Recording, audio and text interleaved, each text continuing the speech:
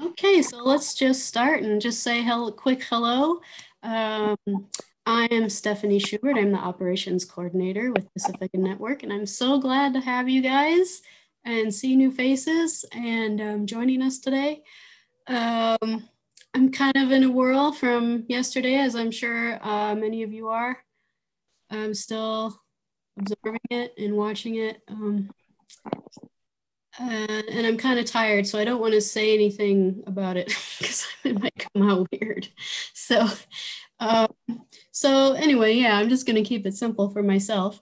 And I'm going to pass it on to Elliot since he's next to me in the boxes there and just say hi to you. How are you doing, Elliot? I'm doing well. Hi, I'm Elliot Fong. I'm Associate Director at KUCR at UC Riverside in Southern California. And we're a college radio station, Pacifica affiliate.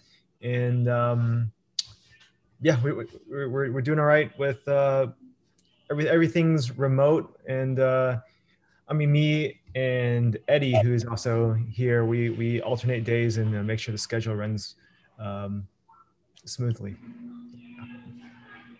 Excellent. I'll pass it on to Eddie since he's also right next to me. It's a good way to do it. Good afternoon, everybody. My name is Eddie. I'm here at KUCR Radio, Program Director.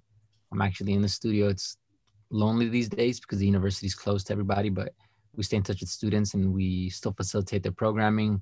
They email it in. We still run the programming 24/7 with up-to-date radio shows, and we just put up content from the syndicates relevant to what's happening. So we're doing our best just to not only stay afloat, but provide the community with the most relevant information. Great, thanks, Eddie. You want to pass it on? Sure, how about Joseph? I'm from KSVR in Mount Vernon, Washington. And like everybody else, we have everybody recording from home via various methods. And then I have multiple duties. I am automation person. I am producer of Skagit Talks. And I make sure the station runs everything from my home on my MacBook Air. Nice. I haven't been to the station since March. Wow. Good job, the MacBook Air. You want to pass it on? Yes. John Braden. Good afternoon. John Braden, Executive Director, Community Radio on Cape Cod, Massachusetts. We have two transmitters, two different signals. We are the only community station on Cape Cod. Yesterday was pretty exhausting. I'm not sure I need to talk about it here, but I'm sure it's on everyone's mind. Forgive me if I turn off my camera from time to time. It's that time of day when I actually leave the station and head home, but I will stay connected by audio.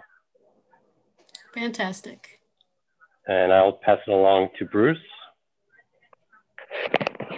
Hi, my name's Bruce. I'm the station manager with KPOV. We're a fairly small. Hi. I've only been station manager since September when Jill retired. So we're a fairly small community radio station in Bend, Oregon. It's a mix of music, local affairs shows, and syndicated talk shows like Democracy Now! And alternative radio, that sort of thing. And we are sort of half in and half out. Our staff comes in, a handful of DJs. Our studio is pretty easy to isolate, and then a lot of people producing from home. And one thing we're wondering is how we're going to respond, if and how we're going to respond to this stuff from yesterday. Nice to be here. Good question. Thank you. Why don't you pass it on? Oh, yeah. Matthew. Hi there. I am operations manager at WOMR, working under John Braden. It's my first time at the roundtable, so I'm interested to have you. How this all goes. So I am liaison to the program committee. We have a committee of volunteers that makes most of the decisions about who gets shows. We have roughly 75 volunteers that have shows on the air on a regular basis, probably about 3/4 of which are coming into the studio. We probably have around 10 or so, maybe 12 that are working remotely. And I've had a lot of inquiries from people that want to start volunteering since we've been limiting access to the studio. So I'm interested to see how to work getting new people involved under the present circumstances. Good question. I think a lot of people think it's a good question. We got a lot of people here. And why don't you pass it on, Matthew? Oh, Kathy.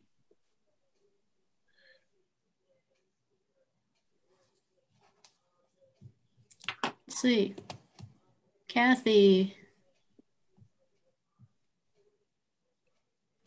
We see you, but we don't hear you. Okay. Well, we can come back to you if you've got it fixed. Okay. I want to pick a new contestant, Matthew. Oh, how about Sharon? Sharon, okay. Hi, everybody. I'm Sharon Scott with WXOX in Louisville, Kentucky. Haven't been here for a while, so it's great to join back in. It's been a really busy month this year, I know, for all of us. Where last year, thankfully, has been crazy, and 2021 starting off like even crazier. But I would definitely be interested to talk a little bit about what happened yesterday and how you all responded and how you might respond. But we are a music and arts and experimental station. We're not we don't do much on politics other than give community members a microphone in which they use for all kinds of purposes. And a lot of times it is political, even though it's musical. So we have about 100 and 120 DJs, and they're all remote broadcasting live from home right now. Our studio is closed, but we've just really been dedicated to staying on the air and staying live during this pandemic. And it's turned into a longer process, than we ever imagined, of course. But we're doing pretty well here, hanging in there and just hoping for a much better year. So great to see you all again. Stephanie, thanks again for organizing, as always. Good to have you, as always. I joined in a little late, so I will. Oh, you want me to? I'll pick for you. Sure, that'd be fine. If Kathy, how you doing? Did you? Can you hear me now? Hey, you're back. Yeah, okay. It's only my third Zoom meeting today, so I'm not sure why in this meeting my microphone decided not to work. So thanks. I'm Kathy Rivers. I'm executive director of KXCI Community Radio Station in Tucson, Arizona. Our music director, Duncan Hudson's also on the screen. I'm trying to get him to not be shy and turn on his video. We are a community-based radio station, about 150 on-air programmers. We air Democracy Now! We're mostly a mix of music throughout the day from, I would say, 5 a.m. to 6 p.m. And then we have eclectic programming on all around and on Saturdays. And so thanks, I'm really excited to be here. We are experiencing burnout. We're completely remote except for our home stretch, 3 to 6, who's going into our studio. I go in once a week to do billing and some things like that. But mostly everyone's programming from home. And we were able to make that shift really quickly. But now we're feeling some burnout on our programmers. And we also want to bring new programmers in, but we want to be really inclusive and remain through the lens of diversity and not just say, here, everybody gets a show or something like that, or gets to fill in. So I'm excited to be here today to talk about this. So thank you. Excellent. Thanks, Kathy. Do you want to pass it on to somebody? Oh, sure. Todd, did you go? There, I'm unmuted. So Todd Tyson here. I'm in the Upper White River watershed of Vermont. That's East Central Rural Vermont.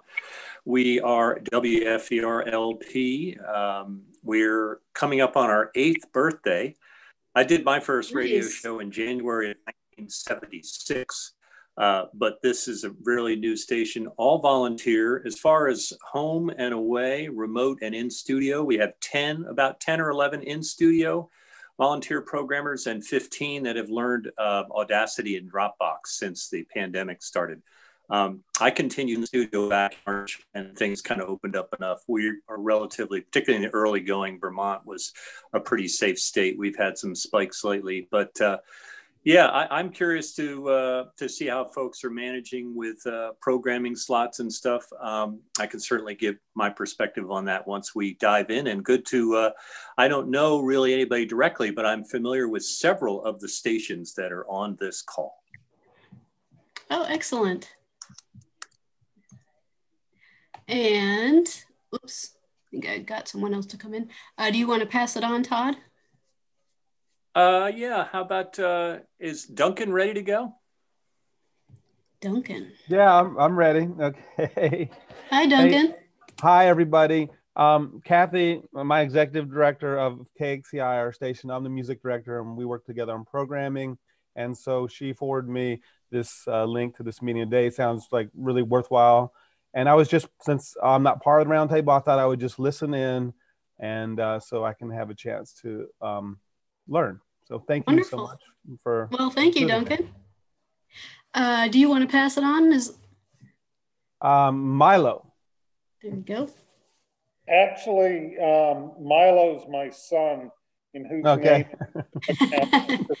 he's in 9th grade. But my name's Paul Smart, and I'm with WCAA LP in Albany, New York, and we've been up and running for 3 years, a little over 3 years, but we've only had a schedule for a little over a year.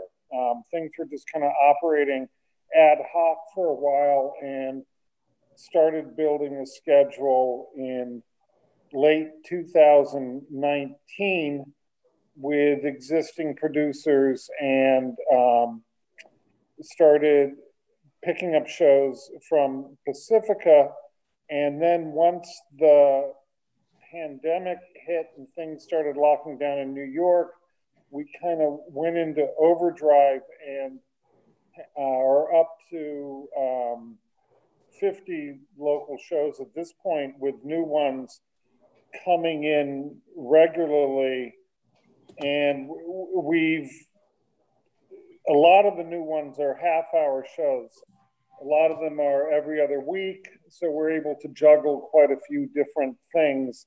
And it's what's helped propel things is the fact that I've been pushing all our producers to become self-sufficient using audio port as a means of automation, and insisting that everyone listen to everything on the station using our archive. And it's really helped kind of expand what we're doing and create a lot of interaction between the different shows. Excellent. Well, that'll be useful. Okay. And it's Paul, not Paul. Why don't I pass it down right below me to Alicia, or Alicia. Hi, how are you? Yeah, it's Alicia, and it doesn't matter. Alicia is okay. Yeah, I'm with KBBF in Santa Rosa, California, and well, I wasn't sure if there was an initial question out there. I kind of logged in late. Yes, we will be. We're just doing. We've shortened it to 1 minute introductions because there's so many people. But yes, we will be getting into expanding programming slots for DJs because there's more demand, and like people are going about that. That's what we'll be talking about. Yeah. Okay. Yeah. With us right now, we have about I think it's around 44, 45 DJs, but many of them are out right now because of the COVID. So we mostly have about, I would say, maybe 6 or 10 that are dealing with the public affairs, because we have a lot of public affairs programming.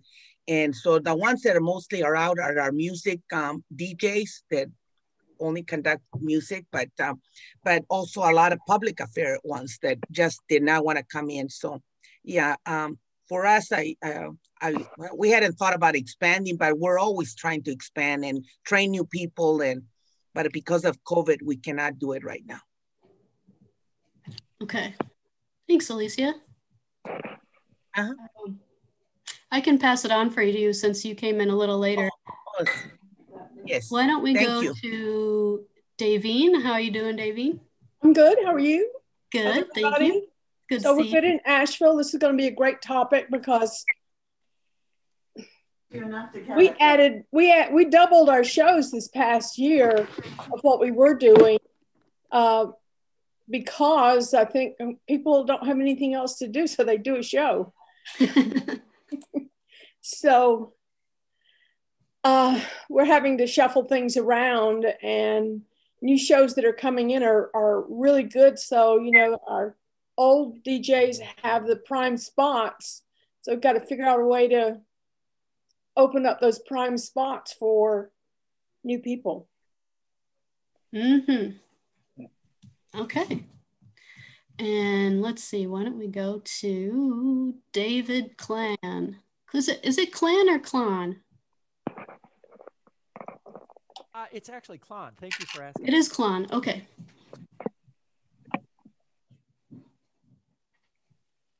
My camera was damaged in the scuffle yesterday, and so I can see all of you, but you can't see me.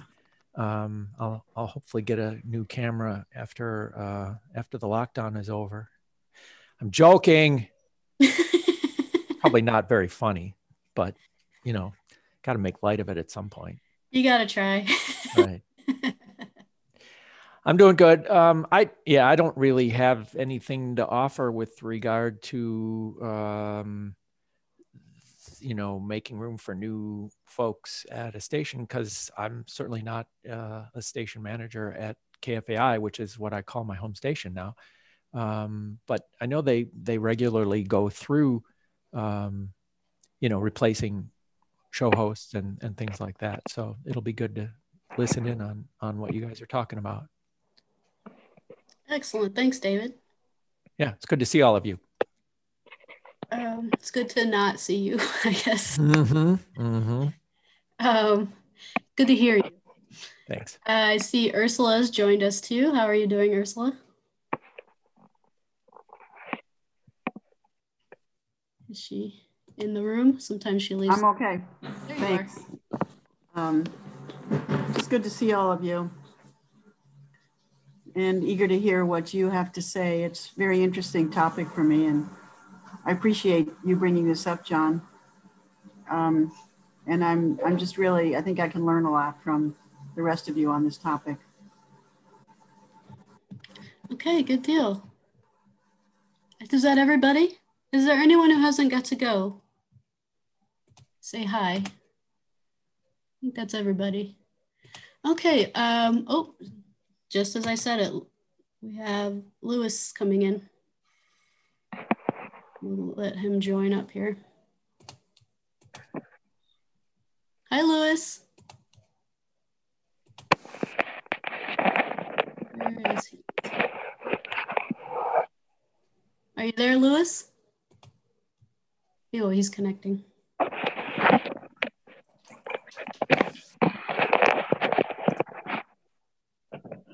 Okay, while he's connecting, I'll just let people know who are new. We usually go about an hour or an hour and a half. So if you need to go early, that's fine. We all are busy, and usually people just leave a little note in the chat just saying, I gotta check out, so that's great. And we're not having a specific presenter today. I think we'll start with John, of course, since this is his question, and then we'll open it up to everybody and see what happens. And then if we have time, maybe we can talk about yesterday too, and how stations are dealing with chaos, I guess is the word, as per Sharon's idea, which is also good too. So I'm trying to think if there's anything else I need to add. I don't think so. I'm sure everyone has a pretty good idea of how the microphones work and muting yourself by now. So with that, I'll just check in with Louis one more time. Louis, you were our last join in. Did you want to say hi before we got started? All right, can you hear me? Yeah. Stephanie, actually Matthew Dunn has joined us as well. Oh yeah, I dropped out and then came back. So oh yeah. I had to take a call, sorry. Yeah, I'm there's a couple of things. First of all, my mother is now in hospice and I'm here dealing with her. She's about 15 feet away. So this is pretty dramatic and I may have to leave immediately for whatever is going to happen in the next room soon. I was concerned yesterday, concerned for the nation and for everything. So with what was happening in DC, and I don't know if Elliot Fong is on here, but I had him check to see if there was any coverage that Pacifica was doing, and I was hoping there would be something on WPFW we might be able to link into. So I would like to put the question out there. Is it legal for us to tap into Pacifica broadcast stations if they're engaged in ongoing coverage which might be of interest to our listeners? And it turns out, I can answer that. Yes, it is. It is, okay. It is, and in fact, I don't know, for some reason you didn't get the message, but we did stream WPFW yesterday through AudioPort, and we also made the stream address, the high quality stream of WPFW available to the network. And they adjusted their programming because they knew that people were taking it around the country. And they did a national call-in show where they had from all over the country. That's just crucial to know. By the way, is that your mom back behind you? No, that's my sister. Oh, okay. I thought she was looking very sprightly for 100. So anyway. No, my mom is deceased, but yeah, what it was, I mean, it was very seat of the pants. I just called up WPFW and I said, you know, can you do programming that we can take other parts of the country? And they said, yeah, we'll adjust our message a little bit. They still kept it pretty DC centric because obviously it was a DC issue. But they tried the issue, that's a national issue. Well, I know, but they were taking it very personally because they literally are in that few blocks from it, so they felt pretty personal about it. They were meeting the protesters in the parking lot, and you know, so but so what they did, you know, they're a little bit new at this, but basically when they did the station IDs, they said, you know, this is WPFW and other stations around the country, and then they kind of, you know, people were kind of responsible for breaking in and doing their own station IDs. But there's really, other than doing legal IDs, there's really nothing illegal about streaming another station. As the only issue is the legal IDs. Well, yeah. What attribution would be appropriate for a case like that? What do you mean attribution? So we'd say we're simulcasting or we're taking a feed from WPFW in Washington, D.C., where events are unfolding as we speak, something like that. And this is KUCR taking the feed, something of that sort. Yeah, what I said is I broke into we aired it here at KHOI. I broke into the program and it said, you know, we're interrupting our regular programming because of the events happening in Washington, D.C. And we do have a community radio in our network who is in Washington, D.C., right, located physically in the middle of the crisis. And, you know, due to circumstances, we are going to listen in on what they are saying. And basically, that's what I repeated a few times. And then at the end of the program, I said something to the effect of, because I knew that a lot of their language doesn't fly real great in Iowa. You know, I mean, they live in a really different world than Iowans. And so I said, you know, we spent the last 2.5 hours listening to our neighbors in Washington, D.C. This is community radio. And even though KHOI doesn't necessarily endorse or agree with everything that was said, we felt that in light of the, the historic moment, that it was important to see how people were thinking about this who were directly there. And, you know, obviously the passions were running very high. And I left it at that, you know, and I, you know, I don't think that, I think at a moment like that, you don't have to be particularly formal. You can just explain to people that we're a community radio network and we have community stations where the action is happening. And so let's hear how those people are experiencing what's happening. Okay. That's kind of how I framed it. Just to reiterate, then, it is okay for us as Pacifica affiliates to take a live feed from any of the primary stations. Yes. Yes, okay. Absolutely. Absolutely. Right. And like I said, we provided the link to the station. Good. We'll do that if, you know, and we also put it in audio port. We put it on the audio port stream as well. So well, I'm glad you did that. And it really is I think a great way to approach it. Thank you. And I see Davine has posed in the chat. Asking if that rule, does that apply to C-SPAN as well? No, because C-SPAN, that's proprietary broadcasting. That's why we aired PFW, because, you know, people here in Iowa immediately said, what's happening in DC? You know, we want to get coverage. And I'm thinking to myself, I can't stream a commercial broadcaster. So who do we have in DC? And I called up PFW because we did get their permission. But no, commercial broadcasters, if they caught up with you, yes, they could sue you. Well, but that was C-SPAN radio. C-SPAN is privately owned. They're not a public broadcaster. Okay, all right. I mean, any broadcaster without their permission, you're not going to want it. You can't really air anything without permission. Right. I just wondered. I mean, back in the impeachment days, they were allowing you to run their feed on our radio as long as we gave them credit. Yeah, well, yeah, and those kind of arrangements are great. And Pacifica actually does that when we cover, like, you know, big events like, I don't know, the Democratic, you know, whatever convention or whatever. But that's something that has to be prearranged by our technical people. This was completely, you know, out of the blue. This came out of nowhere. Yeah. A source for out of nowhere, but you know what I mean. A source for anything that has to do with House of Representatives or Senate would be their own audio. So they're putting out their own audio of or in video of their sessions, and so you can take that without any problem. Yeah, but I don't think they were covering this in their audio. This was.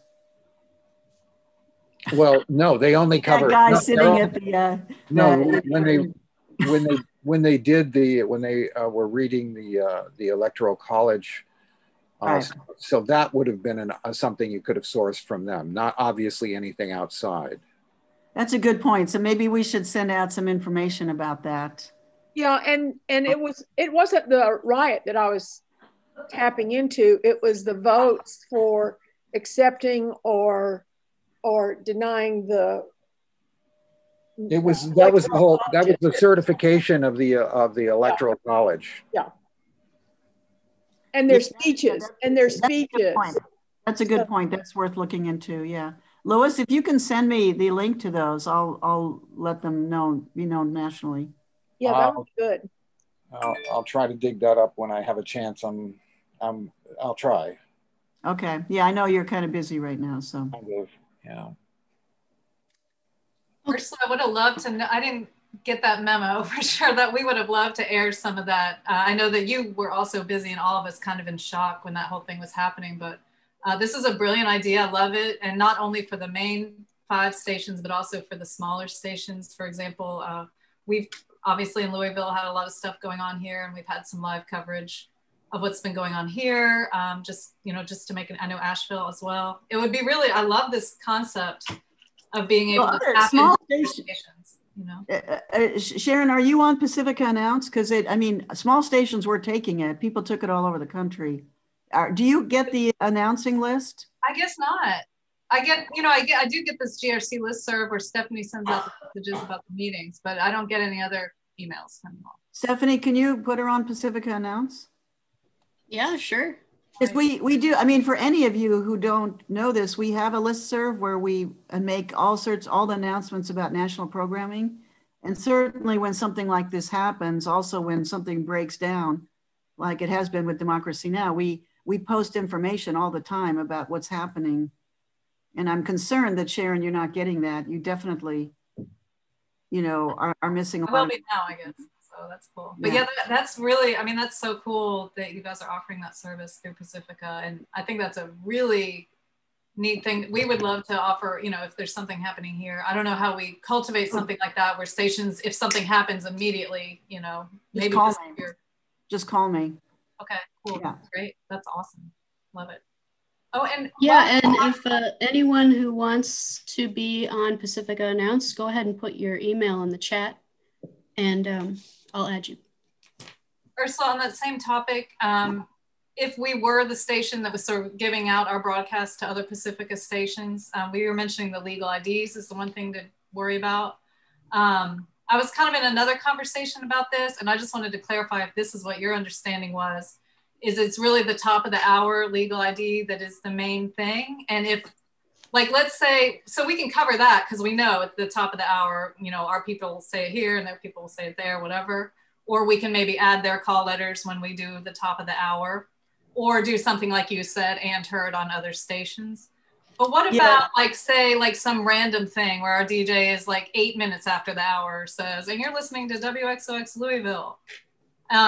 Can the other station get in trouble at that, you know, at that point? Yeah. If they don't immediately break in and say, and this is also KKFI, you know, or something like that. It's, I mean, you know, people at Pacifica stations, they're very free spirits as well. So it's not like they do this right either, but basically, you know, what I keep asking them to do in a situation like this, which is kind of, there's a lot of unknowns. I just say, please just say, you know, this is WPFW and many other stations across the country. They were trying to ID all the stations they thought were listening. Yeah. They were saying, this is WPFW, this is WMNF, this is WX, you know, but they don't really know. Everybody is taking it. So I kept texting them saying, just say, and many other stations around the country. I think that is, I think that's legal. That's legal, right, John? I mean, if they do that, you know, I'm deferring to more experienced station managers here because I don't know if that's legal, to be honest. I actually, this is David. I think it's not legal to air another station's legal ID if you're not that station. If I may. Yeah. Because Radio Bilingüe does this all the time. They air everybody's affiliate ID, so I don't think it's illegal to do that. Oh, okay. I just thought I'd let you know. I just think that the safe thing is to say, and other stations, you know, in Pacifica Network. And then, I mean, and then obviously you have to do your own ID. Yeah, each person has to do their own ID. Yeah. Yeah, the clarification I got from like Mishi at Rec Networks and Paul at Prometheus, some folks who are working kind of with the nuts and bolts of this stuff, was that so long as each station does their own legal ID at the top of the hour, that's all that matters. And if you say your station ID another time during the broadcast, that's actually, according to them, would be okay. Now, I'm not a lawyer and you're just getting this secondhand, so everybody would want to do their own investigation. But I think Ursula's advice of, if you do say your own call letters following with, and also other stations, you know, around the country, I think that's good advice. But I don't, yeah, it's unclear. It's a very difficult thing because people love doing IDs, and I'm constantly fighting with the producers at Pacifica stations and saying, stop, you know, because they'll do it at random moments throughout the program and just like, stop doing that, you know, but people just love to do it. Makes them feel good, I guess, so. And it's part of marketing your station. I mean, you want your DJs to be saying the call letters and the frequency a lot. And so that's where we're kind of struggling when we're getting some other stations are picking up our programming. We don't want to squash our DJs and stop them from, you know, letting people know what they're listening to here. But then we also don't want to get the other stations in trouble. So I think it's just everybody should do some research and let us know. But I've gotten some advice. It's just really that top of the hour. Because everyone knows, you know, we all know that if you need to know what a station is, you listen at the top of the hour, you know. Well, you know, another thing that you can do with this wanting to give out your call letters more than just the top of the hour, is just tell people to say coming from the studios of, and then you're fine. You just shouldn't do a legal ID all the time. That's great advice. You just say from the studios of WXOX in Louisville. That's great branding, and it's totally legal.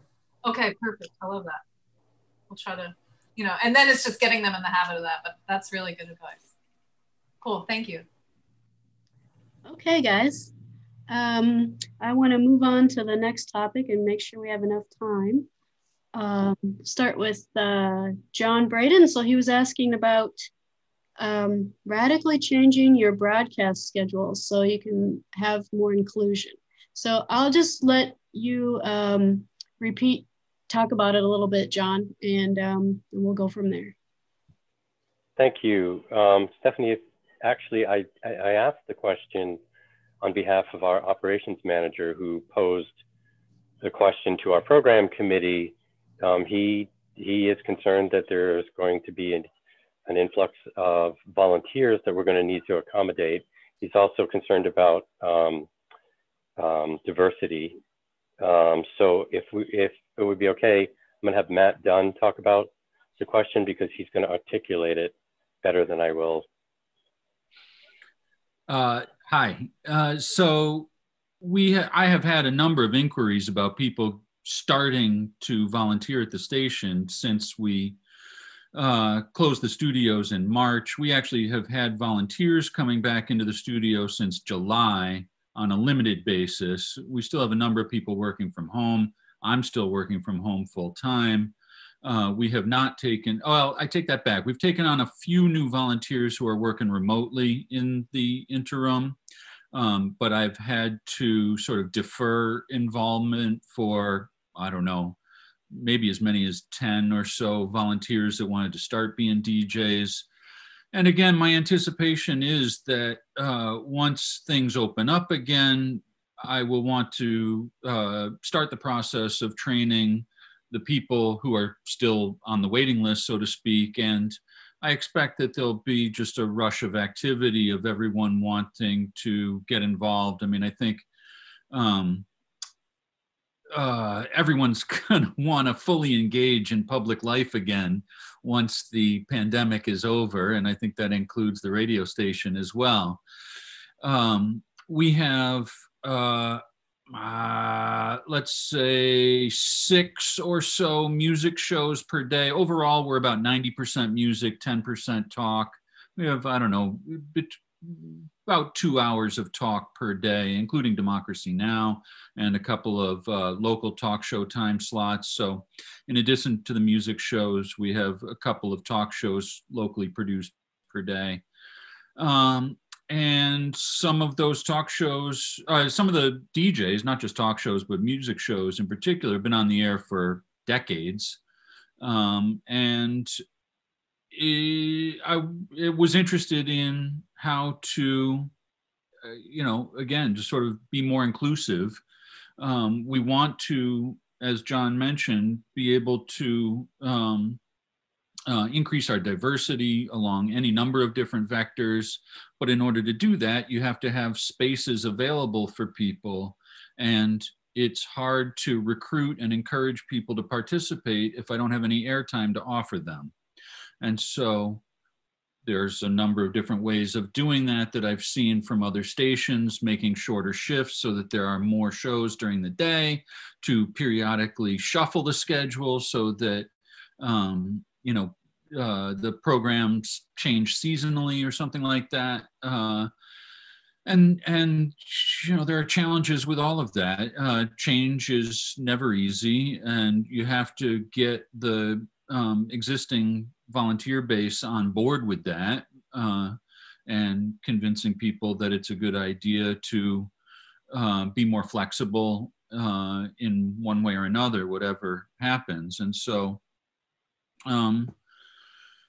I know that there are a number of different formats that people use, frameworks, templates for a schedule, whatever.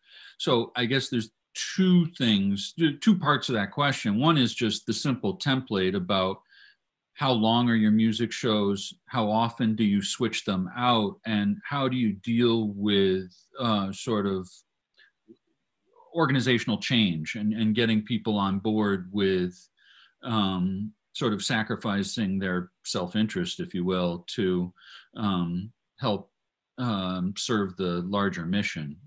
So I think that that's essentially the problem in a nutshell.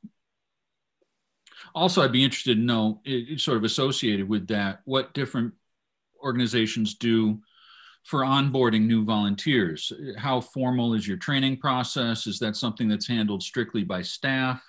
Do you have people training, volunteers training other volunteers?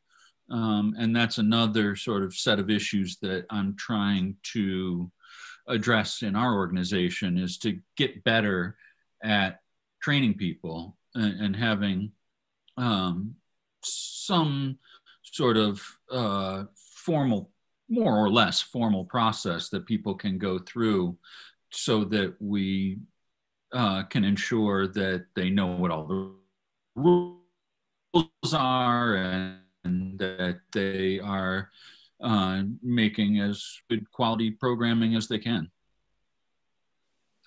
I'm happy to answer any questions anybody has or take any advice. Could I jump in here, Stephanie? This is Todd in Vermont. Yeah, please do. Yeah, because my time is running out, and maybe we're in a little different situation here. Young station, very rural area, always recruiting volunteers. I don't have a long waiting list, although we just added 2 new shows this week. Similar to what Matthew was saying, we're like at a 90-10 as far as music to public affairs. Some locally, we do carry Democracy Now! We do carry some other shows, alternative radio, etc. A great show called First Voices Indigenous Radio. As program director and station manager, when someone comes and applies and does the training, and I think that whole training issue should be like a whole different roundtable, because there's definitely a lot of meat in that. Probably won't have time to get to that today. So most of our music shows are 2 hours. Often we'll have someone start and say 1 hour, and inevitably I really can't get, I'm just getting warmed up after hour 1, and we have the room to do 2 hours. Our longest shows are our morning shows, Monday through Friday, live in studio. Actually, now we have, well, some of them are remote. Those are 3 hours. 2 hours is the most prominent time span, and then a few 1 hour shows. When someone picks a time on the schedule, if there's a syndicated show, and we rebroadcast all of our locally produced shows, so they get 2 cracks on the air per week.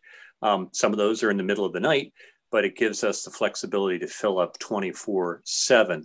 I will move a rebroadcast or a syndicated show, not Democracy Now! We've got that locked in for noon now.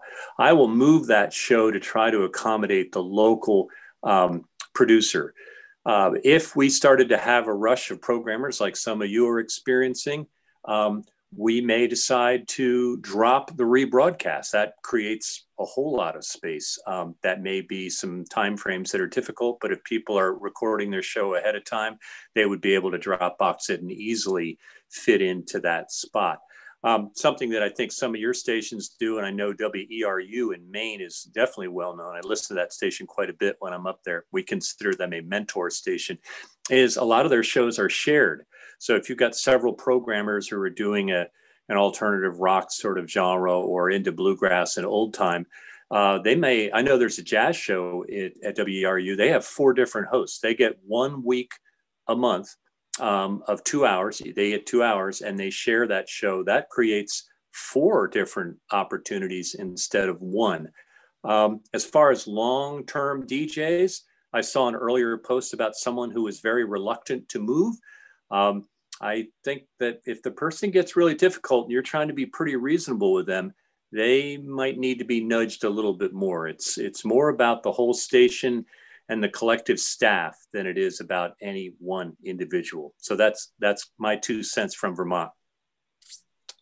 I would just say in response to that, most of our music shows are 3 hours. I don't know whether I mentioned that or not. We do have a couple of 2 hour shows, and just a few 1-hour shows as well, but the vast majority are 3-hour shows, and we are doing the shared shifts. So a number of our shows are weekly, but then there are some that alternate, and then we have some that are 4-way, as you mentioned as well. So we have the numbers that I use are about 75 DJs have regular spots on the schedule, and we have probably close to 24 more that are just subs and fill-ins. And some of those, and we are 24 hours. I don't rebroadcast anything. I feel we have midnight DJs as well. So, you know, we're doing original local content for close to 20 hours a day on a daily basis. And I fill in with syndicated stuff between like 2 a.m. and 6 a.m. So I feel like we've kind of maxed that out. And so the thing that I am considering most closely is going to shorter shifts. And it sounds like a number of people are doing shorter than 3-hour music shows already. And Joseph. Thank you. I just wanted to say my personal opinion is that I think 2-hour shows are the perfect time, because I think 3 hours, well, in this day and age, I don't think people last 3 hours. And I think people kind of get a little tired. DJs, I think, again, it's all my opinion, get tired by the hour 3, specifically if it's in the evening. And that's how I feel about 2-hour shows. And I think I like to start people with that 1-hour shows. Of course, I don't have a lot of people lining up at the door. I wish we did, but we don't. And so that's my opinion on the hour shows and 2-hour shows. Thank you. May I say something? Me without the camera? Yes, please. Thank you. Joseph, I highly respect your opinion, and I highly respect everyone's opinion here, but I also think that the duration of a show should also come from audience research and find out what your listeners want to hear. I think it's as important of a factor as what your volunteers are willing to do or able to do. The other thing that I wanted to say was sort of a training ground for new show hosts. KFAI has recently launched 2 additional web streams, which carry content different than the simulcast of the FM broadcast. And we're using those as sort of training grounds for new folks. And we're probably going to launch a 3rd web stream. So, and my personal view is, well, the web stream isn't the FM broadcast, and so it's like a second-class citizen.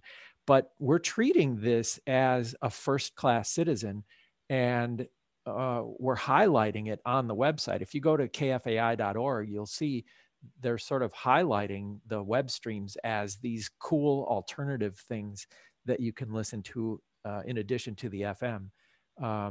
And you know, internally, the station is treating it as a way to, you know, bring people up to speed so that when there is an opening on the FM, they'll be ready and they'll already know how to do all that stuff.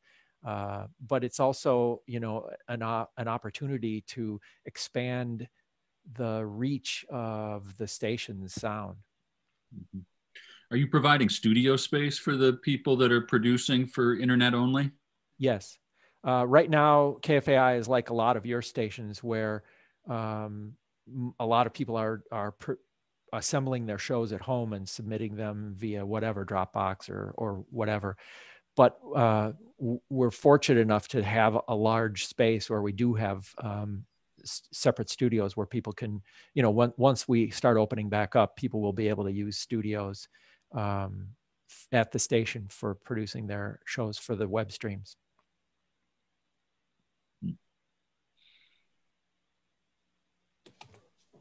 Anyone else have a response? Do other people have a waiting list for volunteers? start with that simple question.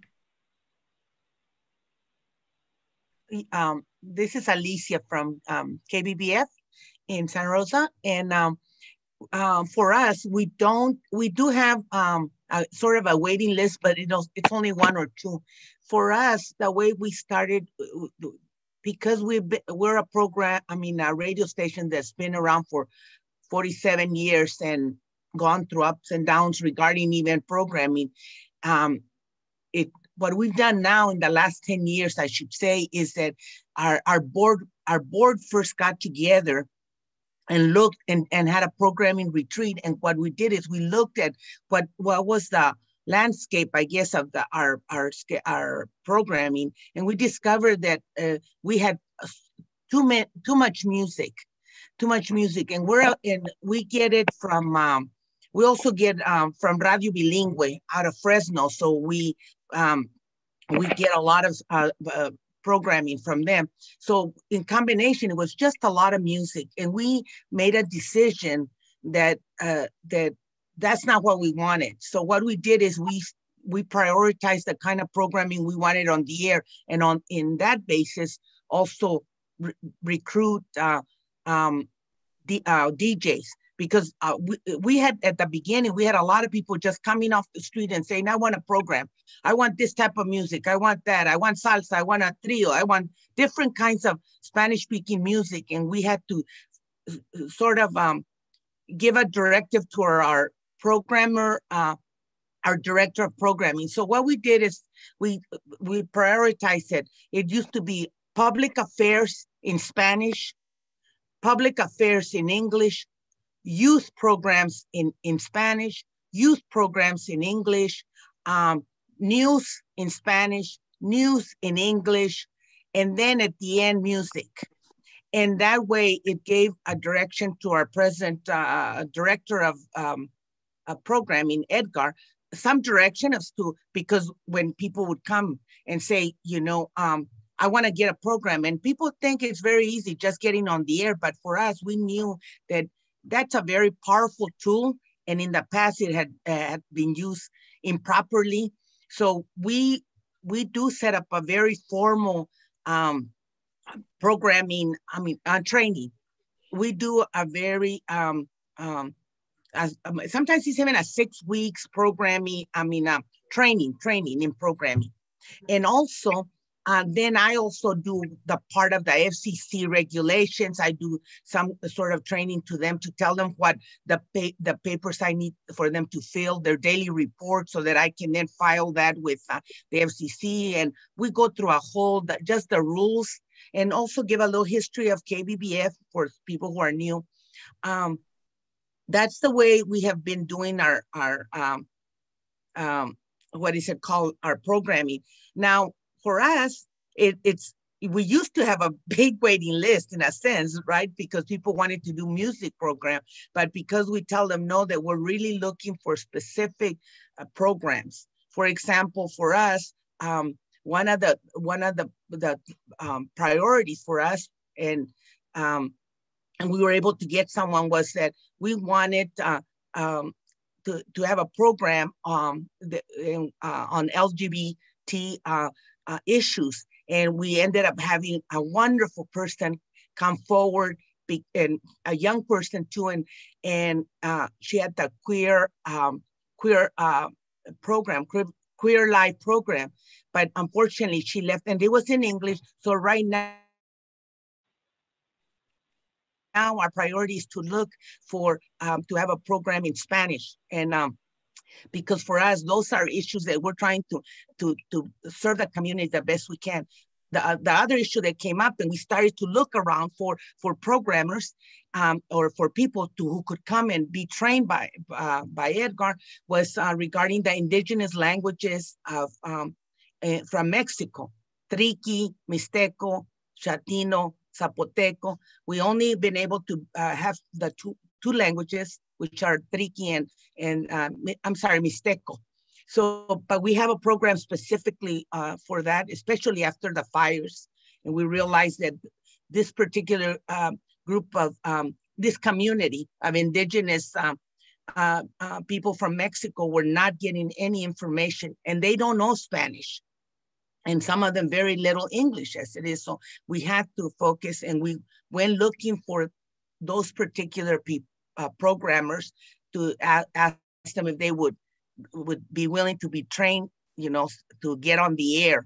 And so right now, we're not as nervous about, oh my God, there's going to be a whole group of people coming in, because we, right now, because of the COVID, and most people, the ones that are not on the air right now, they're very worried that they'll lose their show. And we had to reassure them that, no, the fact that you don't want to come right now, it's okay.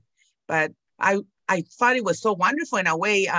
We would love to have a big waiting list, especially from young programmers. But unfortunately, wow, right now it's not happening. And the sad part of us is that for us, programmers, we do programming live after 5 p.m. because that's when people come to, I mean, they get off work and then they come to our station. Most of our programmers have jobs, and so they can't come during the day. Only a few retirees we got during the day, but very few. Mm-hmm. And especially because the priority is in Spanish. So we need to have Spanish speakers, you know, programmers first, or bilingual ones. So anyway, that's all for me. I was just going to say, historically, KXCI would hold orientations once a month that would then lead into a DJ class. And then everyone who would come to that class and the orientation, you could tell, really wanted a show. They wanted to do something. And a lot of that was because the way we were teaching people and the way we were having the orientations were sort of geared to that. So we always had a long list of people that wanted to be on the air.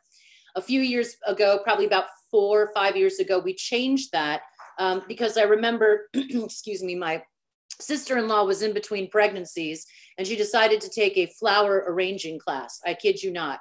And I thought, she doesn't want to become a florist. She just wants to do something and learn something and find something new. So I decided to implement that our orientations and classes would no longer be directed to, I'm going to get to be a DJ on KXCI.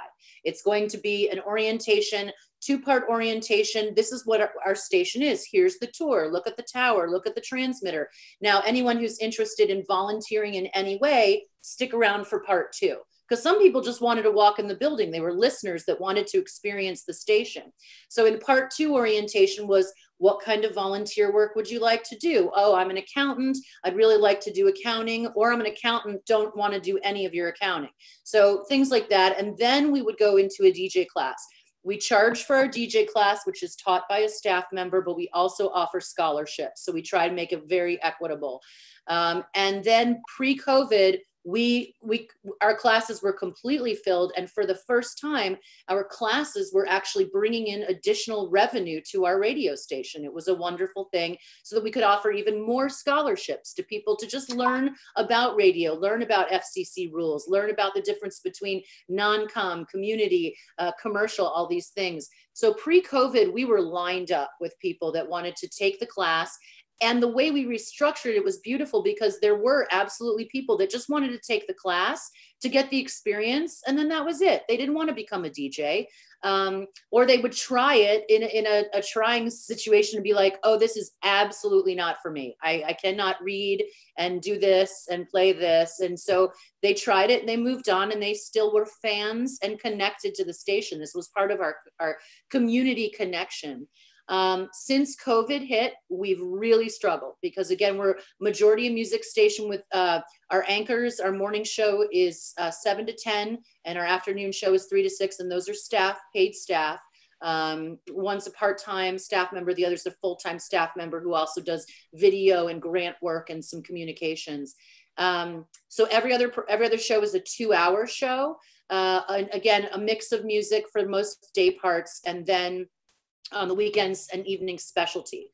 The other thing we did that was really interesting that helped that you might want to consider is we held 2 orientations on the same day, one at noon to see who could actually show up. And actually we tried to do it not even around lunchtime. We would do it at 11 or 10, like who could take the day off from work or who was available at that time. That was sort of our way of background scouting, like, oh, you're free at this time of day. Maybe you could do a mix at some point. And then we would do one in the evening.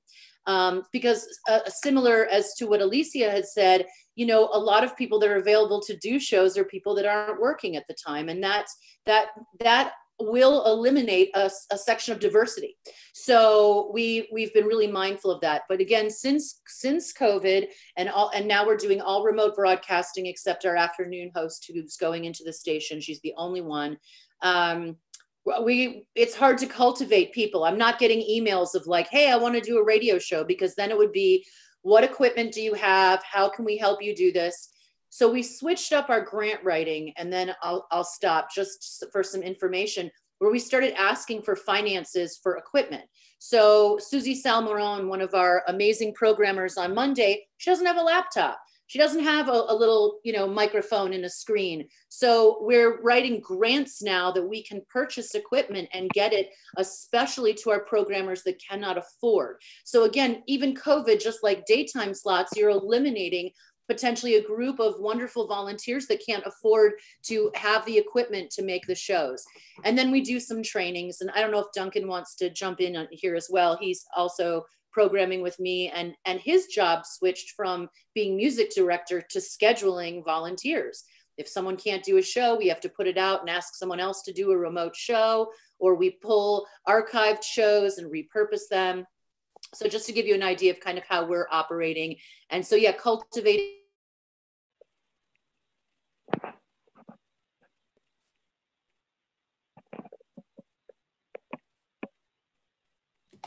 Not just a community of music geeks and Democracy Now! Fans. It's a community for the community. And so people who aren't even that into radio have taken us in as this community connector.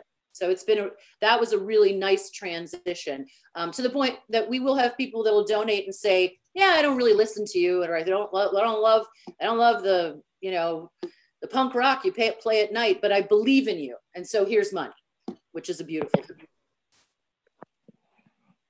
Are those Monday through Friday, the staff shows you mentioned, the morning and afternoon, are those the same Monday through Friday, same host? Two different hosts. We have a morning show host and an afternoon host. But those people are doing 5 days a week. 5 days a week, 3-hour shows. And they both had no burnout when they were live. But now working with Audacity, and I think a lot of it is because they're listening back to themselves. So Duncan's probably going to laugh at this, but my husband started volunteering to do a show, and I'll listen, and he will take a 2-hour mix and take 6 hours. I will be downstairs and I hear him upstairs listening to the same song over and over going, God damn. I'm like, stop it, put it in the system and let it go. Don't listen to it. Don't cut out every don't, you know, redo the breaks. But so it's taking him 6 hours to produce a 2-hour mix. And that's his personal problem, I know, but that's why burnout is happening. Yeah. I think he'll get over it. I've got several producers who are doing hip hop shows and not pulling. They're going through and individually taking out all the trigger language, and it's taking them hours and hours, but I put several of them together, and they're now trying to start a business doing this. So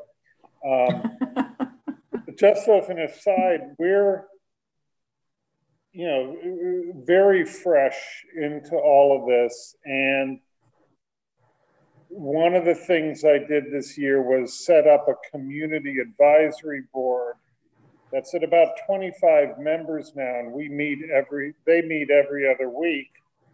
And based on their suggestions, like they were saying, oh, they'd like to have more community events news, or can you have some things on what's going on with COVID or with the vaccine? And started to, you know, or can you have more female voices in the mix, because a lot of the music DJs tend to be male. And so we started working with interns or anybody who phones us who has or gets in touch with us with an interest in being on the radio. I'll toss them an assignment right away. So now we have these little minute calendars that run between shows. We have COVID updates of about a minute. We've got just people recording people on the street saying hi, not identifying themselves, but just within every 3-hour period, we'll have 30 community voices stuck in the mix. And so we've asked all our producers to shave off 3 to 5 minutes from each hour of their shows so that we can use the interstitials, what's between the shows, to speak to the community. And what that's done is that it suddenly, we started getting a lot more interest in underwriting, using different voices to do the underwriting so that it becomes this real community mix. And it suddenly sparked the station up and also got a lot of people interested in getting involved. And so that in turn raised the number of people wanting to do shows. And what we're doing now is an increasing number of half-hour shows that run during the day. Everything at this point is repeating at some point, but that also opens us up for space further on as we keep getting more people interested. So, but somebody else had brought up the idea of the kind of entrenched DJs who don't want to give up turf. And I can see that's a battle that's coming into the forefront in the next few months as we move forward. But what's happening there is that as we meet once a month on Zoom, and it's gotten so we get 20 to 40 people on the meeting, and everybody speaks to each other, and that's been helping a lot, where instead of me or somebody else asking somebody else to give up hours, everybody's kind of learned to work together. And so somebody will say, hey, why don't you take one of my evenings? Or why don't I go from 3 to 2 hours on my show? So it's been working nicely. As a younger station, I would highly recommend getting a policy in place. From experience, we're a 37-year-old station, and I have DJs who've been on the air for 37 years. We have a lot of policies that were in place, and that's where I kind of broke them all in the last year so that we can redo the policies based on what we've become actively in the past year. Because I don't like things that are just policy driven. I'd rather that we maintain a certain fluidity moving forward. But well, I think that's where surveys can help, like surveying the community, but maybe even just an evaluation policy, just so, you know, I mean, you need to do what you're comfortable with, but that's where I love surveys, is going back to the community.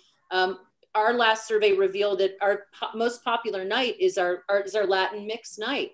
And we have 2 shows on Wednesdays. And so if one of my DJs chose to retire, we would look into maybe putting in some more Latin music.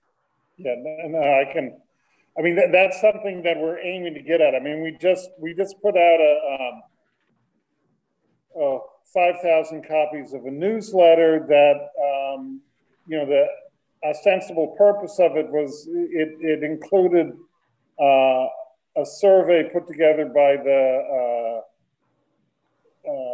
Albany College of Physicians about whether people were interested in taking the vaccine or not. So we're working in that, but just getting people to do a survey amongst our listeners is not something they want to do. So we're trying to find, that's where, you know, the more we record people on the street on a ad hoc basis, we're finding that we're not only increasing listenership into areas that we weren't expecting, but we're also getting feedback in ways that we hadn't expected either, which is keeping us more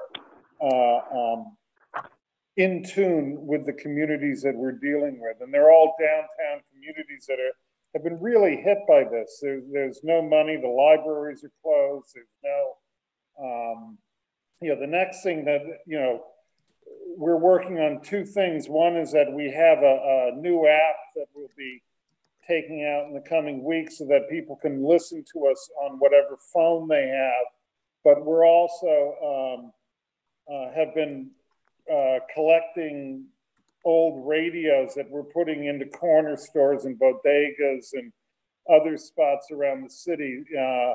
And they're all kind of geared so they'll only play our station, just so that we can get some, you know, help the community with what they need.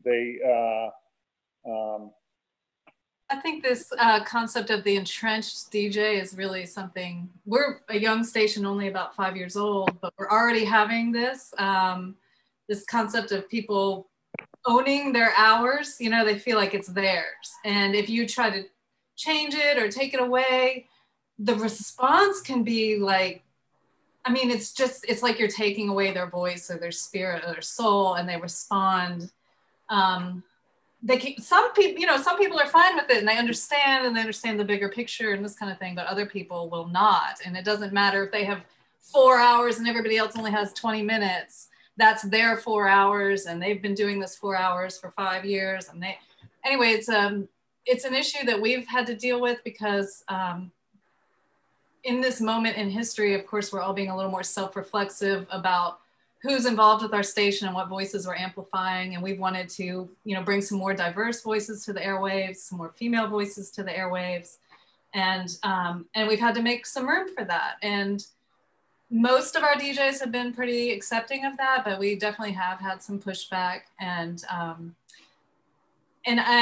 as you know, I'm in this position now, I'm remembering an article on Radio Survivor that Matthew Laser wrote, and it was his theory in this article was that you should really change up your schedule once a year, every 6 months, something every so often. Just mix up your schedule in a way that the DJs know that they don't own, you know, the airtime. They're there as a part of a greater whole. And I thought that was great advice, but I read about it a little too late, but I thought I would put it out here. But as we're talking about programming, I do think it's important for all of us to sort of look at our programming schedule and look at our population and really think about, are we really truly amplifying the diverse voices in our community? Because we're the only chance. None of the other stations, are doing this. NPR definitely isn't doing it. And commercial stations surely aren't. Joseph has something to say. I was just wondering, do people have signed agreements with their music host or producers or DJs or whatever? Because we do, that define that the hours are KSVR's, not theirs, and that we could reassign any time. Yeah, we have a DJ agreement at WMR, I can tell you that. But I don't think that most people read it very closely. We have that too in our policies. And we've just started looking at if a show, the hours or the analytics that we get from Google about how many over a period of 6 months, how many people on Google Analytics tuned into that show. Because obviously we can't do it with, we don't know how many listeners are on the radio. But if it's a very slow show and you can see that, in a matter of 25 weeks, you've only had 25 hits. That's, you know, that's not a very popular show. So, but this is new, so we don't know how this is going to turn out, but this is the tack that we're taking. But we do, in the beginning, when they come on, do have a policy where, you know, it's a privilege to be here and we can change the schedule around as we need to. Do you feel like saying that up front, Davine, is helpful, that it, when you do bring it up later, that they remember that? Or... Oh no, they don't remember it.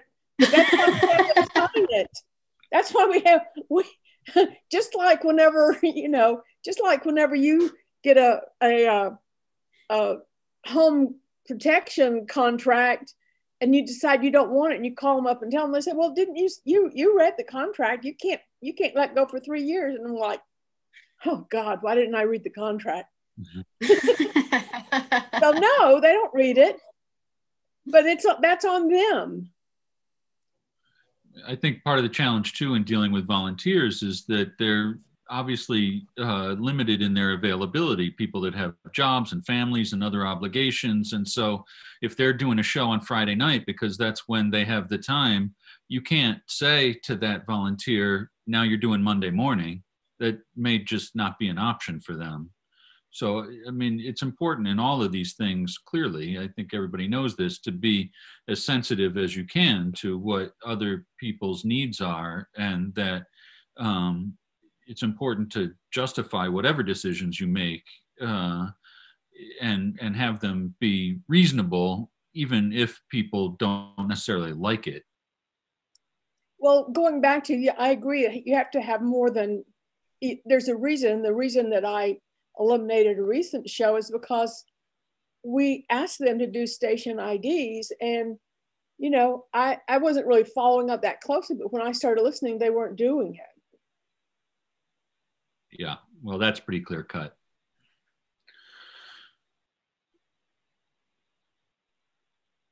Let me ask, do people have, we made the station ID automatically, that in the at the top of the hour we have it now, so that we don't depend on the DJ to do it, because we were having so much trouble with that, and we were tired of trying to discipline them, threaten them, and you know, you got to do it, because at the end it's not going to be you that gets penalized, but the station, you know, and all of that. But the point of it is that we just ended up doing the station ID automatic,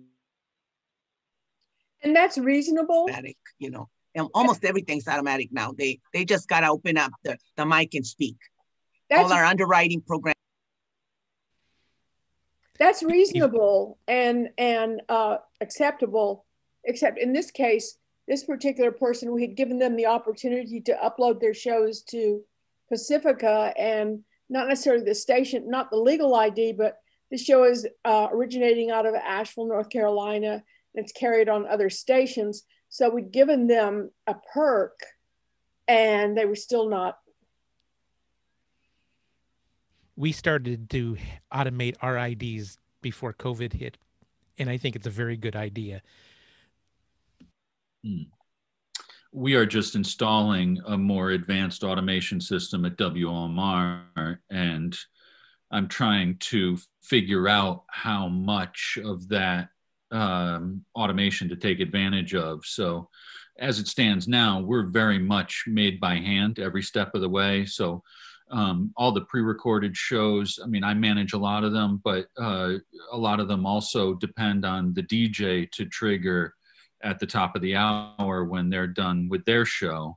And nothing is gated or automated, including IDs or Democracy Now! Or any of that. We're about to change that. And so, I mean, how does that work when the automation kicks in for a station ID, for example?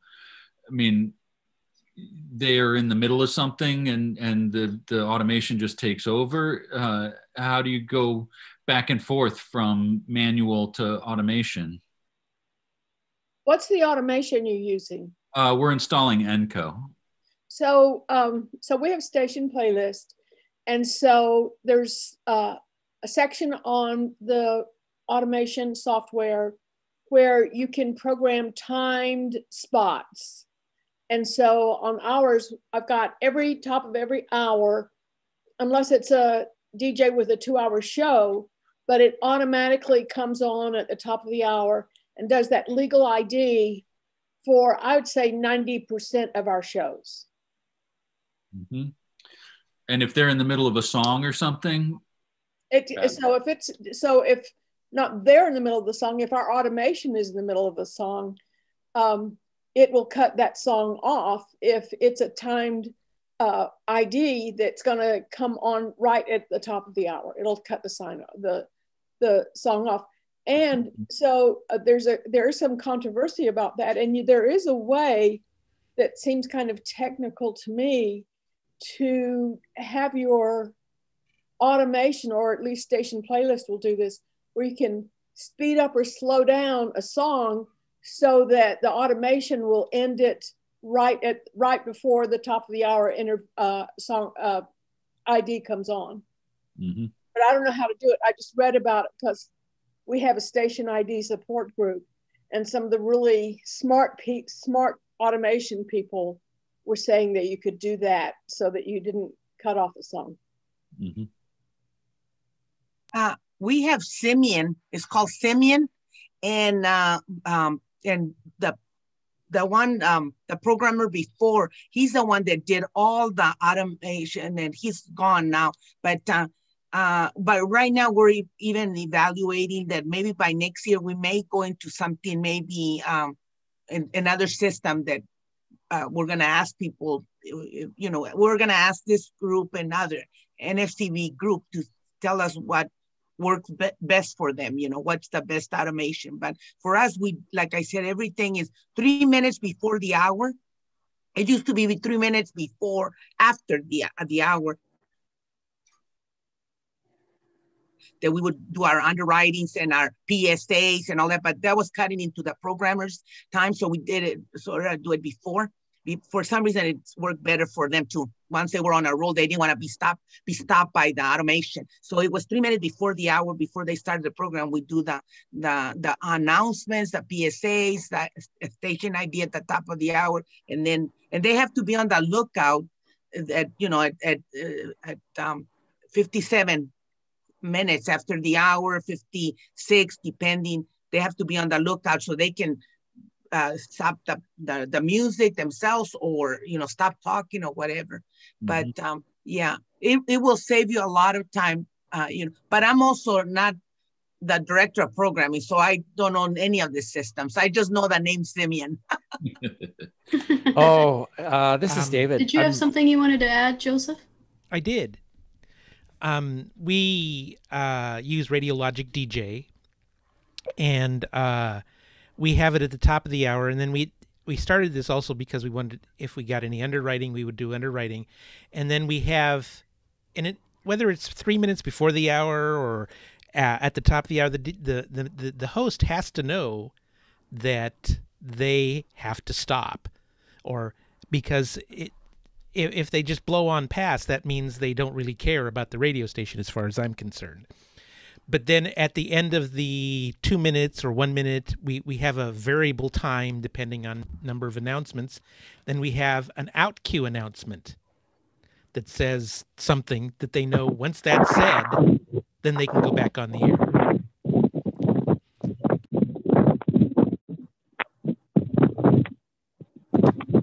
Getting some static from 186. Yeah, we have a newcomer.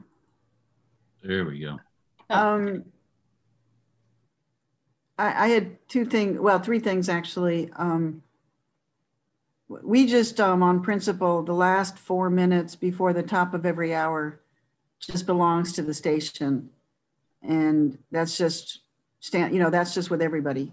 So if you have a show that ends, at the top of the hour, you have to forfeit the last 4 minutes, because that's the only way we could create any sort of order with, what we had to do. And sometimes those last 4 minutes are just the automation system playing music, but it's still our time. So it creates kind of a certain sound at our station, because we always keep our automation system running. And if the automation system, we just have the DJ turn down the slide, the channel that plays the automation, but it's still running. So at 56, they put the automation system up. So it kind of creates kind of an intermission sound many times, where between shows, there's like 4 minutes of music, but it's just how we maintain order. There were two other things I wanted to say. One was I did talk to John Almela, who's our technology director. And he said that the links to the House and the Senate are on YouTube. If you go to YouTube, they both have a channel on YouTube, and you're legally allowed to pick that sound up from YouTube. So that, he said, the only caveat is that if something important's happening, that the bandwidth is not huge, and so sometimes the trouble is it breaks down pretty quickly. And so it's not very terribly reliable, but it is legal. And then the last thing I wanted to say, Matthew, I was responding to, your initial question, and I think I have a very limited response to it. We're not at a stage yet where we have people fighting over airtime. So, if we have a new person come, there is room for them still to have a show. In the Midwest, people are reluctant to be on the air because they're shy. But one thing we've done, which but on the part that I can respond to that you were bringing up, is like new people coming in, and what we do with that is that we have a show, a daily show, which airs in the morning and in the evening, a rebroadcast in the evening, which is essentially conceptualized as the living room of the station. It's called Local Talk, but the concept is the living room. It's not. We do have a show that's the kitchen, but this is the living room, and so it's it's where people come to the house and talk about what's happening in the community, and the convention has always taught me that in order for a show like that to succeed, you have to have a host who's a personality to brand the show. But we've really gone in the face of that, and I don't think we've suffered for it. The sound of the show is not the sound of a personality who's taking you through things that you kind of admire. It's the sound of community members, which means that there's a lot of different hosts.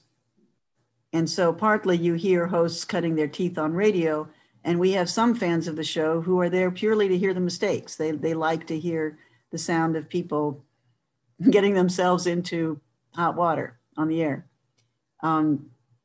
But the show, so when we have somebody who wants to get involved with the radio station and is interested in being on the air, a lot of times we use that show kind of as the first stopping place for them to come to try to be on the air.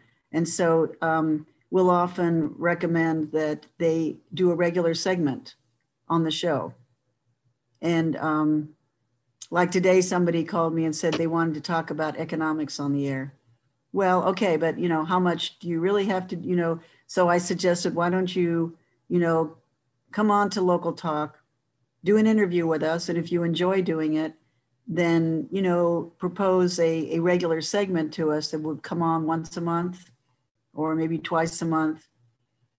And then they can own that segment, which is about a 15-minute segment. And then, that gives us a chance to see what they're made of. It gets a chance for them to see whether this is something they would really want to spend a lot of time on, because we kind of start, asking them to do things like, doing production as well, to kind of give them a taste of the responsibility involved. And, we do train them. We do have a training, but so there's like that living room concept kind of allows for people to come and bring regular presentations if they want. It also allows them to be a host if they want. We have rotating hosts, which I think is actually a good sound. I think people like that sound. Mm-hmm. And so there's a lot of different personalities come on, and host the show. which gives it a diverse sound. And obviously this is more of a public affairs thing, but honestly, if somebody came on and said they wanted to do music, I could very easily imagine asking somebody to provide the music for the show, you know, because we do music breaks. And somebody could take that on as their project, is to come up with good music breaks. So I don't know, I don't think it's really a solution to what you're asking, but it is one way that we've learned how to bring people into the station and onto the air, you know, in a way that feels, you know, being on the morning show, it does make you feel important. You don't feel like you're being dismissed. You're also not being asked to, like, you know, wade into really deep waters. And some people have developed very, very good regular segments, you know, and some people haven't, you know. Yeah, we have a variation on that. It's not chat, it's music, but I have a couple of 2-hour slots on Saturdays midday that are not regularly scheduled hosts that I book week to week with people who are either just getting started or don't have other regular spots on the schedule. And sometimes I fill in with people who do have other regular spots on the schedule as needed, or if people want more airtime. And, you know, obviously it's all sort of it's ad hoc. It's a work in progress. But I have open slots by design on the schedule where we bring new people in. But the way it works, I mean, I tend to be booked at least 4 to 6 weeks in advance on those. And again, I'm sort of trying to figure out how to encourage people to be involved and not be in a situation where I'm giving orientation and training to people that I then don't have airtime for, because to ask a new kid to wait 6 weeks for their first shift, a lot of people aren't going to have the patience for that. That having been said, I can absolutely relate to something that one of the other presenters said, which is that some of these challenges of orientation and training and waiting for airtime are little sort of tests of people's dedication and commitment.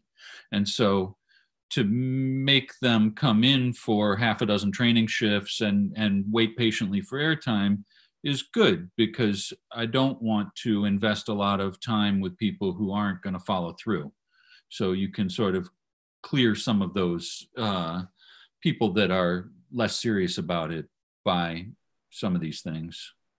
And also people that might cause problems for your station. We've learned the hard way, the very hard way. When we started, we just let everybody, we were like, yeah, community station, opened up the doors and like literally put ads in the newspapers, like, come on, everybody, let's do the station, gave everyone shows. And it's really sad that actually you really shouldn't do that. And we've really struggled with some situations because we let people in that we didn't know. And so I guess I kind of look at it now like, you know, we're a business, you know, you got to make sure that you know who you're bringing on and what they have the potential to do to your organization, because you know, we have over 100 DJs, and that adage about the one apple is so true. And one person can get in there and just spread this poison through your community, and it's horrible what can happen. So we're not bringing anyone on right now because of the pandemic. All of our DJs are live at home, and we have tried bringing in some people and training them, and we find that they don't take it as seriously when they're at home at their kitchen table and their turntables are over here, you know, where they're used to, you know, cussing up a storm whenever they're cooking spaghetti or whatever. And we found that if they've never been actually in our physical studio, they don't get it that they're on the FM dial, and they don't understand the basic FCC, the legal IDs, the basic FCC stuff, what they can and can't do.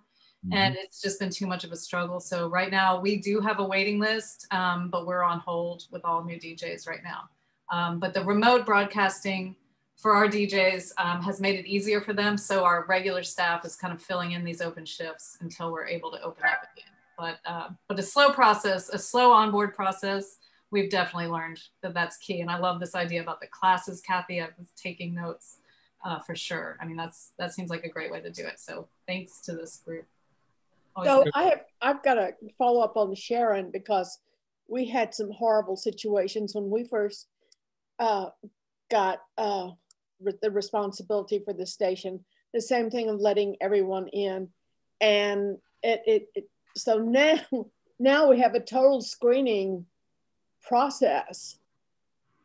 How well will they watch our training videos? How well, you know, do they sign all the paperwork? I do a social media check on them to get an idea of what they're about on social media and Google. And if they can't be searched on social media and Google, that's a huge red flag, number one. And we do a background check. And because of that, we haven't had any drama in the station for 2 years. Yay! Knock on wood, Debbie. Quickly. Did you want to add something, David? Yeah, I just have a quick comment back on the automation thread of discussion. First of all, I think this whole discussion is really awesome. And Kathy, I mentioned in the chat that your idea for training and community outreach and a moneymaker for the station is awesome. Like, way to tackle multiple issues with one topic. That's cool. With automation, I am floored at how many different automation. I bet every single station here has a different automation system. How is that possible? I'm just going to bring up the fact that I'm a developer and one of the maintainers for the Rivendell radio automation system. And if you're ever changing automation is like changing your CMS or your website. It's a task that people don't want to go through. It's like recovering from a flooded house or a burned down house. But if you're ever in that position, do reach out to me. I've been working with Rivendell for 15 years, and I'm now one of the developers because I love it so much. There's nothing it can't do. In fact, a station actually uses it to make coffee for their show hosts. So it can do everything.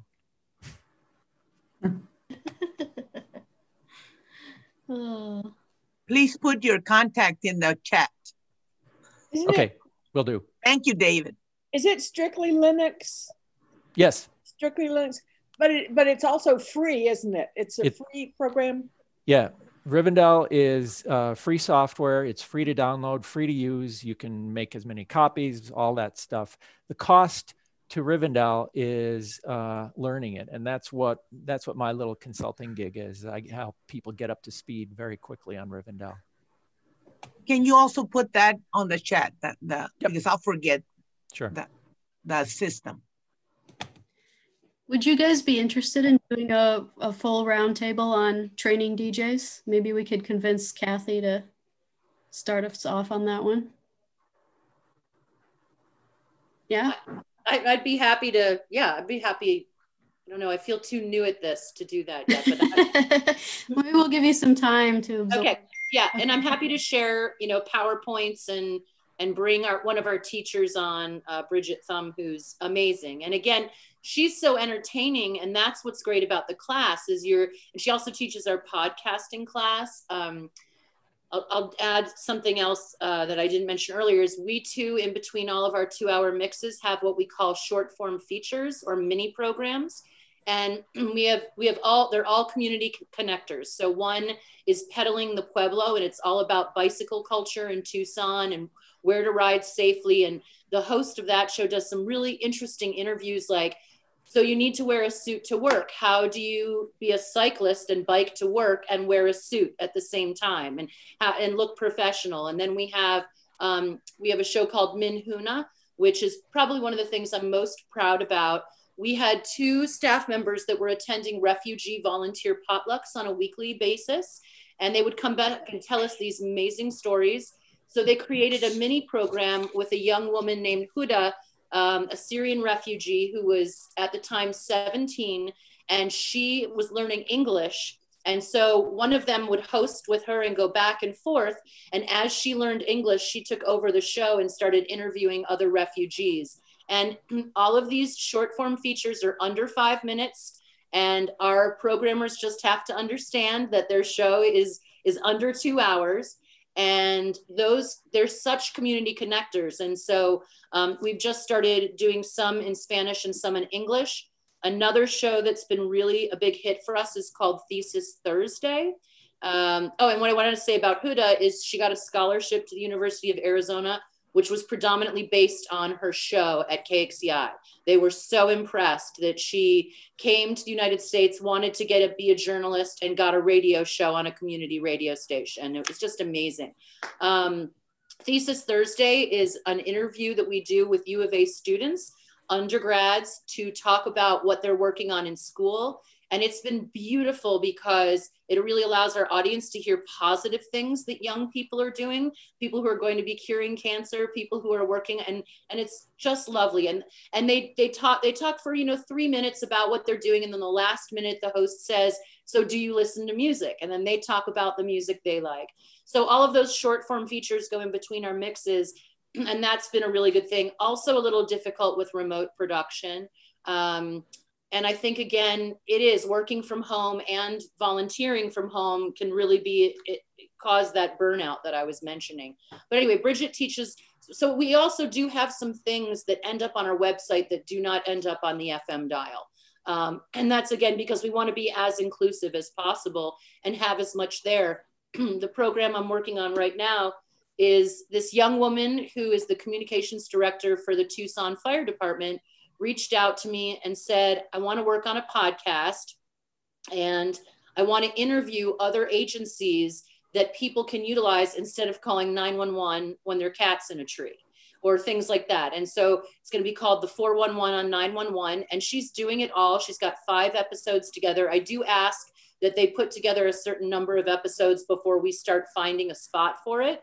So her episodes will start on our website first. And as she produces more, because they're evergreen, there's no, she's not talking about events, then we'll start moving them up to the FM dial. So I'm happy to talk about some education. And again, some people take the podcasting class and don't do podcasts for us. There was a young man who wanted to do a sports podcast, and we don't do anything sports. So he just came and took the class, paid the fee, learned how to make a podcast. And now he's making his own podcast on his own web stream. And, so it's like a bless and release situation. Oh, that's awesome. I've tried to do some web-only content, and I've found that it doesn't get traction and people lose interest. Are you getting traffic to those posts? We are getting some. We also put them on PRX. So we're getting a little bit. We could do more by promoting them on the air. And so when we do have short form features that are bilingual, we will promote them on the air and say that there's versions available on the website or translated and things like that.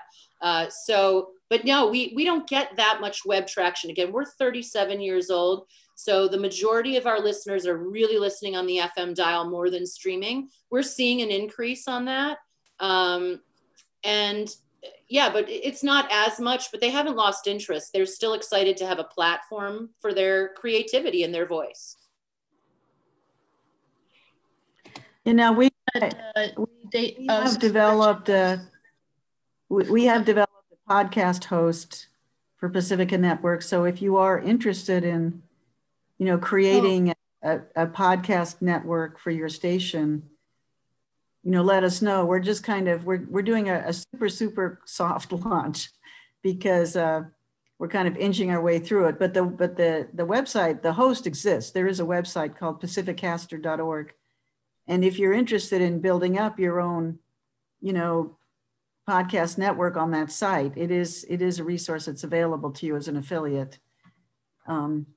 We'll talk to you about it. We just haven't really promoted it yet to the network because I'm waiting for the lawyer to get the contract done and things like that. But if you're interested in that, but I can understand with an older station, people are much more interested in being on the air than, podcasting. I can understand that. Yeah, I mean, WOMR is just about the same age. We're 38, 9 years old, something like that at this point. But I've seen the digital profile of the station go up tremendously this year, especially. we invested in better streaming software, and so it's a lot more user friendly, both for the live stream and the archive of the broadcast. And so, I mean, it's been a real hockey stick in terms of growth on the internet traffic this year. And because of the streaming platform that I'm using, I have access. I mean, I could be syndicating shows now, but it's a matter of my time and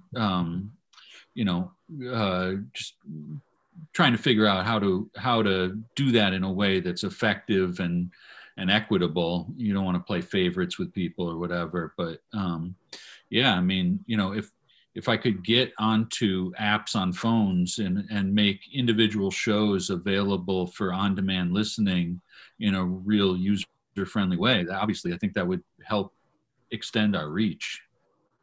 Yeah, and one other quick thing too is that we hold youth camps. We used to just hold them in the summer, and now right before COVID, we started our first year of doing them year round. So spring break for the major school systems, fall break, so kids that weren't going to Disneyland could come take our class. And then we realized, and I shouldn't say this lightly, but again, when you're applying for grants, most of the grants out there are for medical, education, puppies, kittens, children. So we were like, well, maybe we should start writing educational grants. And that's how we were able to beef up the education department, is by bringing on a teacher, by being able to pay the teacher through the grants and doing the charging. And that also, again, allowed for the scholarships. So I will say, because, we're a smaller station, we're a staff of 10 and a budget of $1 million annually. We were a little nervous about it because it was a little bit of a stretch, but now the grants completely cover education. We just got a Stonewall Foundation grant for youth DJ camp that will be indefinite. It's every year. We don't have to reapply. So now that department's building itself, which is really great. Anyway, but that was our thing, is we were like, all these grants are like education. I'm like, well, let's teach something. Yeah. Excellent. It's funny that you think a staff of 10 is small.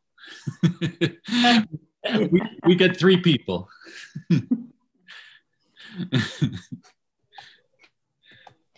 I just wanted to mention too, I saw that Davine put something about automation in the chats for Roundtable. Are you talking about the different kinds of automation? Yes. Okay. Different people's, Oops.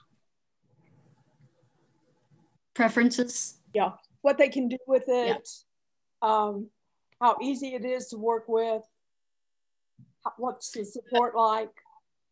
Is anyone here interested in taking the lead on that for a roundtable? Or we could just do it like we did again today, and just make sure we have enough people and just share that way too. And I know David can talk about Rivendell.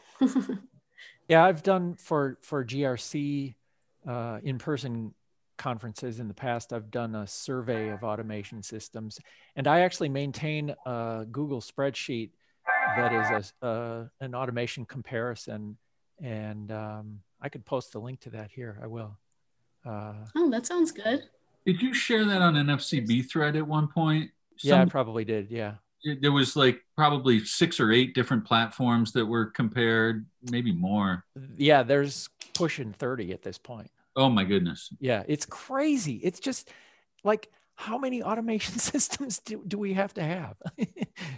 but yeah, it's insane. And there have been a few people that have helped maintain it. When I give you the link, you have edit rights to the spreadsheet. So if you know something about an automation system, I encourage you to put stuff in there. Oh, fantastic. I'll paste it into the chat here before. Okay, that'll be a good topic. And I also got a note from someone who responded to this topic but couldn't make it today. Said that he wished he had the problem of, making room for more people. They do not have a full enough schedule, and they want to looking for ideas to reaching out to the community to find more programmers. Do you guys think that would be do you think that would be a big enough topic to fill a whole session?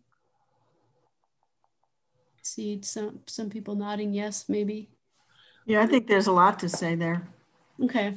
And the two things are not mutually exclusive, I can say. Having 100+ volunteers on the air now with a waiting list, I'm also interested in recruiting because we want to target young people, more diverse programmers. So just because I have too many doesn't mean I have enough. Right. And just to flesh it out a little bit, I mean, WOMR is located in Provincetown, Massachusetts on Cape Cod, and we're in a sort of a lucky situation in that it's sort of a resort and retirement community. So there isn't the sort of workforce issues that exist in a lot of other places where, you know, people have jobs. There's a lot of people that don't have jobs here, either by choice or by having already lived successful careers. So it means that the average age of my programmers is probably, I don't know, well into retirement, but it's a mixed blessing. Oh, well, does anyone have anything else they want to add before we're going? We're almost at 5 o'clock here. Well, I have another topic I'm wondering if anybody else is interested in. It's super dry compared to what we're talking about, but I would really like to hear people's experiences with surveys. What do you mean? Well, what you've used surveys for and how you got people to respond to them and who you did it with.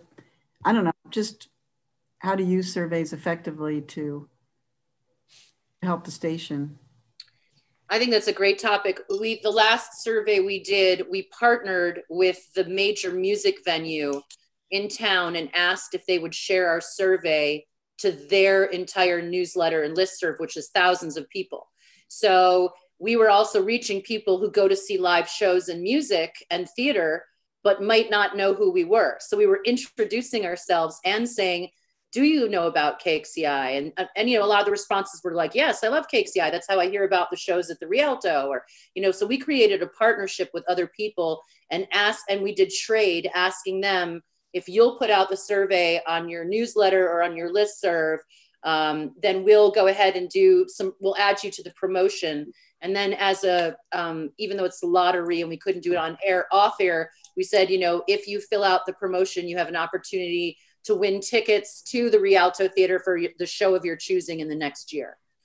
So we just did something like that to just encourage people to do it. But again, you can't do lottery on the air. So we had to keep that in the newsletter fashion and websites. Mm-hmm. Cool. Cool. I think I was gonna say, I don't think had anything else to add. Oh, well, just wanted to say thank you to Matthew and John for this great topic and for a wonderful discussion today from everyone. It was really great. And thanks for joining us. And thanks for the new faces and the faces we know, and hope we'll get more faces.